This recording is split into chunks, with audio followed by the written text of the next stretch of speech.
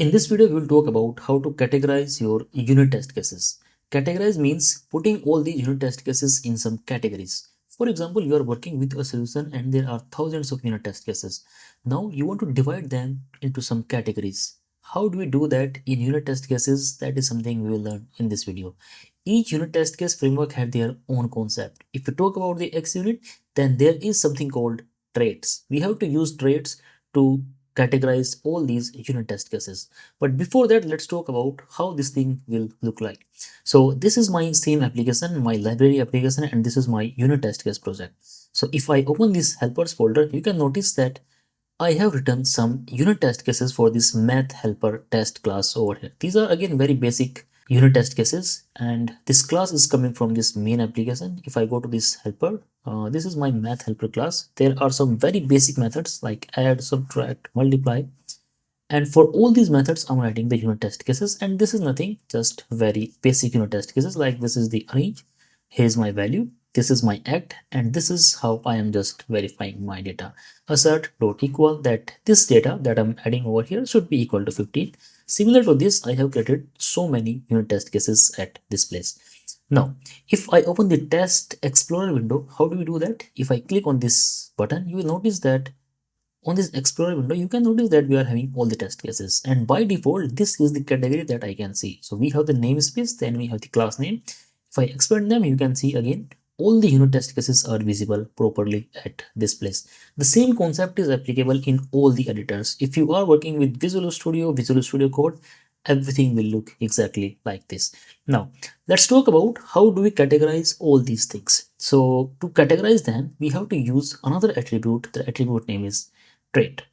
Before explaining more about the trait, this might be a little bit confusing for you. If you will compare this concept with some other frameworks like the NUnit, then over there this category concept is quite easy. You simply have to use the attribute and pass the name. But here there are some extra features, and because of that you might feel that this is a bit confusing. But don't worry about that. Let's learn what this is. So in this trait attribute, we have to provide two parameters. One is key, second is the value. So basically this will give you one extra level of categorizations. It is basically a key and value pair. So it means you can categorize any number of keys and one key can have any number of values. So for example, here I'm writing category 1 like this. You can give any valid string over here, right? So this is my category and this is my unit. You can write anything over here. For example, here I'm writing ABC, that will also work. But make sure whatever category you are putting, it should have a meaningful name, so that when you will see these names in your report, at least you will identify that, hey, what this is. You can also categorize your unit test cases based on the applications. For example, you are working with the microservices, and in one solution you are having, let's say, 25 or more than that applications. You are writing the unit test cases for all of them. So you can create your trait per application also if it is not that lengthy. There is no standard rule over here. You can categorize the unit test cases as per your need or the logic. So for example, here I'm writing this ABC. And this is the only trait that I have so far in this application. Now let's open this test window and let's run all of them. This time you can notice that we are having two categories. This is uncategorized. All the unit test cases are over here in this uncategorized, but one unit test case that we have written is available under this ABC. Here it is, we have only one of them. Let's add this category to second method also, like this. This time you can notice that this window has been updated automatically, but we should write meaningful name. So for example, here I'm writing this addition like this, and let's use the same over here as well, right? Let's just see that in this addition, this time you will notice that we are having two unit test cases. Now let's categorize them properly.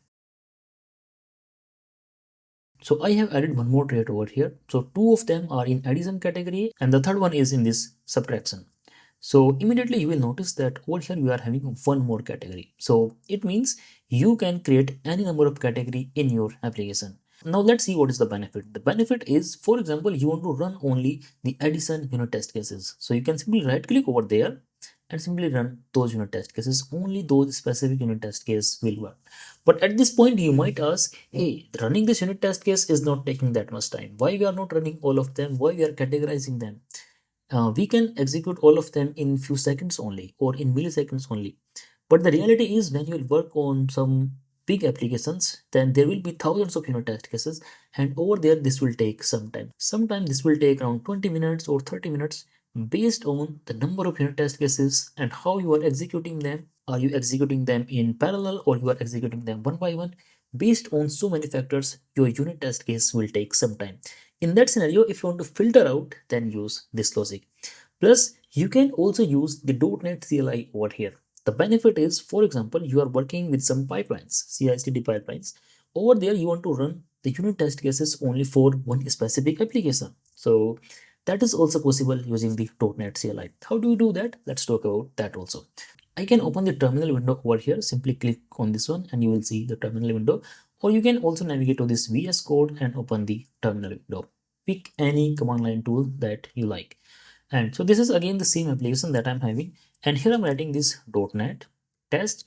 And here we have to write filter. How do you do that? Like this. So filter, and my category is,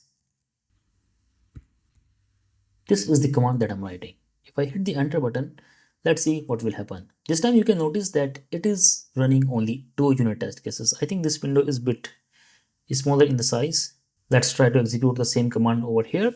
So here I'm writing .NET. What is the expression? Category equal what is the category that you want to test. Like this. Hit the enter button. You can notice that this is running only 2 unit test cases. Okay.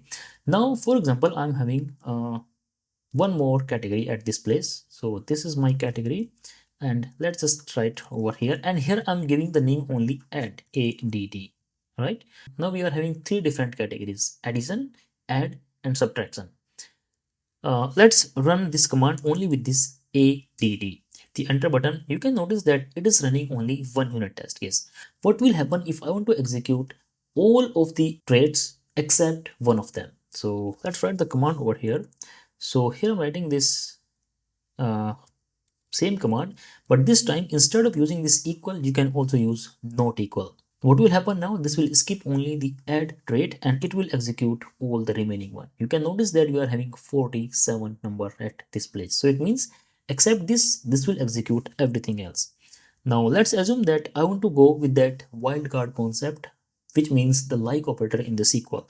You can also do that. What I'm using this category, this tilde symbol and the add button. Hit the enter button and this time you can notice it is executing 3. So this 3 count is coming because we have 1 unit test case with this add category and we have 2 unit test cases with this addition category. Let's see the same behavior in the Visual Studio in Windows operating system. This is my Windows operating system and here I'm using the Visual Studio community version. If I click on this help and click on this about Microsoft Visual Studio, you can notice that this is the 2026, which is the latest version, and I'm using the community version. Okay, let's just increase the font a little bit. Yeah, like this. Let's open the Solution Explorer. I'm using the same application, same unit test cases, and everything is same over here.